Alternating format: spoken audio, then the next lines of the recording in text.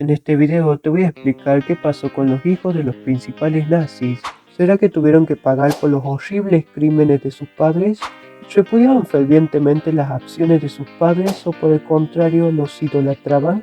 Esto y más responderemos a lo largo del video.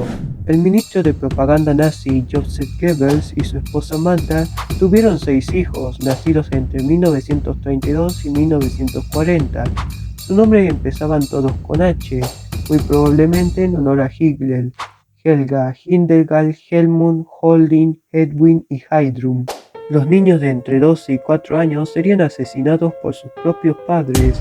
Los Goebbels estaban escondidos en el Vollbunker, el cual estaba conectado con el Führerbunker, cuando las tropas soviéticas circulaban por Berlín. En este lugar, los niños confundían los sonidos de artillería soviética con truenos.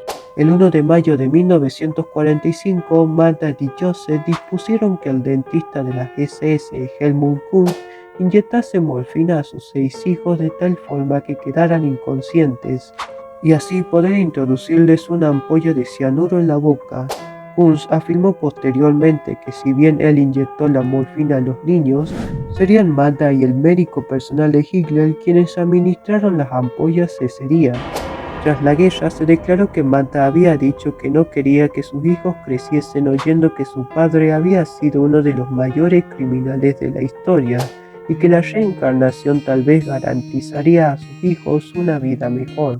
Como dato tenebroso, la más grande, Helga, tenía contusiones en su cuerpo, especialmente en el rostro, lo cual condujo a especulaciones sobre la posibilidad de que Helga se resistiese a tomar la ampolla de cianuro que le fue introducida entre los dientes. Por su parte, el hijastro de Joseph Goebbels, Harald, estuvo prisionero hasta 1947.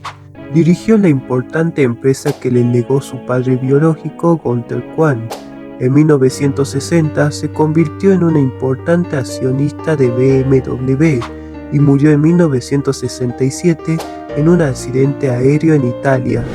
El comandante en jefe de la Luftwaffe, Hermann Göring, el segundo hombre más poderoso del Tercer Reich, tuvo una sola hija, Eda Göring. La niña era llamada Pequeña Princesa y pasó sus primeros años de vida con su madre en la propiedad familiar de Karinthal. Su padre le regalaba obras de arte históricas, como una pintura de la Virgen con el niño de Lucas Cranach el Viejo.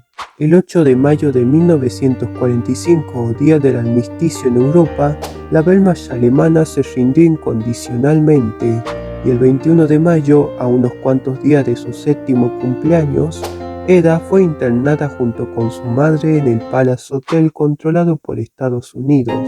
En 1946 las dos fueron liberadas y vivían en una de sus propias casas cerca de Nuremberg.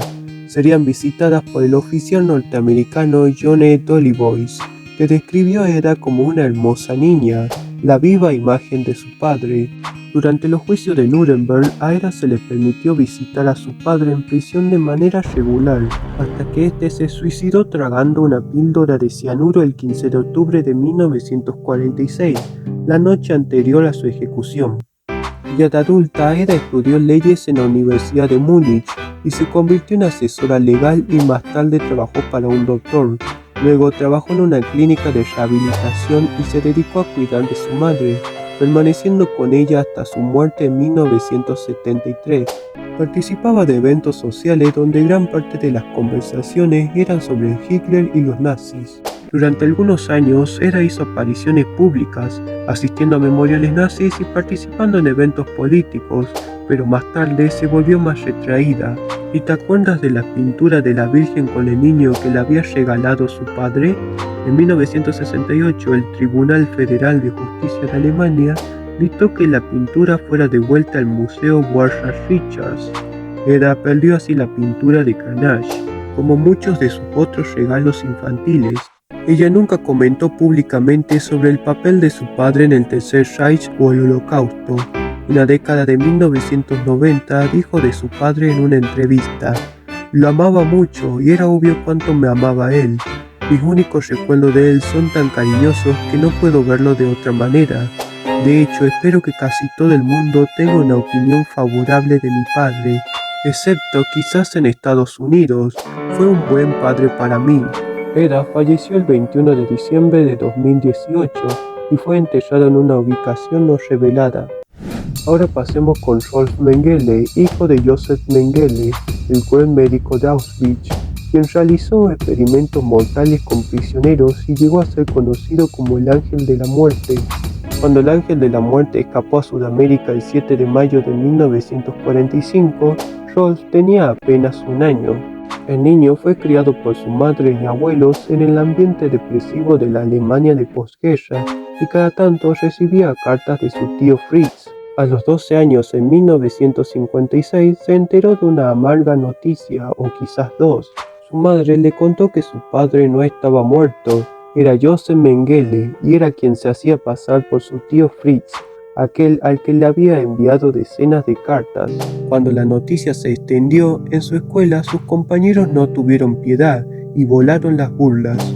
Tu padre es un criminal, pequeño nazi o SS Mengele serían algunas de las cosas que tuvo que escuchar a diario. Conocer a su padre se volvió una obsesión para Rolf, no tanto por amor, sino más bien por curiosidad. En 1977, y después de varios años de intercambios entrecortados y fríos, Rolf decidió ir a visitar a su padre que estaba escondido en Brasil, después de haber vivido en Argentina y Paraguay. Rolf viajó a San Pablo con un pasaporte falso, como había detallado en sus precisas instrucciones su padre, para asegurarse de que no lo siguiera nadie. El encuentro fue tenso e incómodo. Cuando le expresó que necesitaba saber qué había pasado en Auschwitz, su padre le respondió: «No tengo el más mínimo deseo de justificarme, ni siquiera de disculparme, por ninguna de mis decisiones, acciones o conductas a lo largo de mi vida».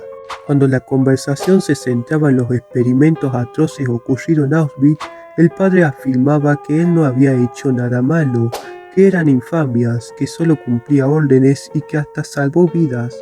Sostenía que las elecciones que hacían los nazis en el ingreso a los campos de concentración eran similares a lo que sucedía en cualquier hospital de campaña bélico, que ante la falta de tiempo y de recursos, los médicos debían optar entre los pacientes y dedicarse a los que tuvieran mayores posibilidades de sobrevivir. Si bien no reveló la ubicación de Josef porque ese hombre al fin y al cabo era su padre, su relación terminó en aquella reunión en Brasil, tanto así que Rolf abandonó su apellido para adoptar el de su esposa, y así tal vez tener una vida más tranquila. 15 meses después de su encuentro, le avisaron que su padre había muerto en una playa brasilera. Era febrero de 1979. Rolf viajó sigilosamente otra vez a Brasil para recoger algunas pertenencias de su padre y para despedirse. Ahora conozcamos el caso de Wolf Rüdiger Hess, hijo de Rudolf Hess, uno de los principales miembros del partido nazi y mano derecha del mismo Adolf Hitler. Nació el 18 de noviembre de 1937. El nombre del niño fue elegido para honrar a Hitler, quien usaba muchas veces el nombre en clave Wolf. Wolf escribió 2 libros sobre su padre, se graduó como arquitecto en 1961 y tuvo 3 hijos con su esposa Andrea Hess. El arquitecto es otro de los tantos hijos de destacados nazis que nunca creyó en los crímenes aberrantes cometidos por sus padres.